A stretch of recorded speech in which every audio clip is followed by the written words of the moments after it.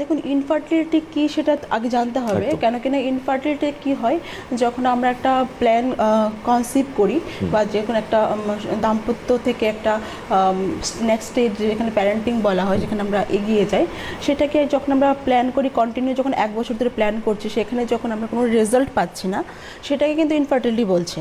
এবার সেটার দুটো ধরন থাকে, একটা প্রাইমারি থাকে, একটা সেকেন্ডারি। মানে প্রাইমারি মানে যে কখনই কনসিভ করেনি, আর সেকেন্ডারি মানে যে হয়তো প্রথম বেবিটা কনসিভ করেছে তারপরে আর কনসিভ করতে পারছে না কিছু কিছু কারণের জন্য, সেটাকে কিন্তু এই দুটো প্রকার ভেদে আমরা ফেলি। এবার ইনফার্টিলিটি বহুত ক্ষেত্রে হতে পারে, মেলও হতে পারে, ফিমেলও হতে পারে।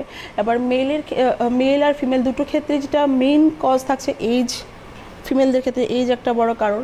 সেকেন্ড যেটা রয়েছে আমাদের এনভায়রনমেন্ট বা আমাদের লাইফস্টাইল, যেটাকে আমরা বলি খুব বেশি দেখি অ্যালকোহল কনজিউম খুব বেশি বেড়ে গেছে, স্মোকিং খুব বেড়ে গেছে, সেটা একটা বড় কারণ। এবার ফিমেলদের ক্ষেত্রে যে আমাদের একটা ভাইটাল অর্গান রয়েছে ইউটেরাস, ইউটেরাসে যখন অ্যান্ড্রোমেট্রিওসিস হচ্ছে বা ওভারিতে যখন আমরা দেখছি সিস্ট হচ্ছে, সেগুলো কিন্তু একটা বড় কারণ ফিমেলদের ক্ষেত্রে।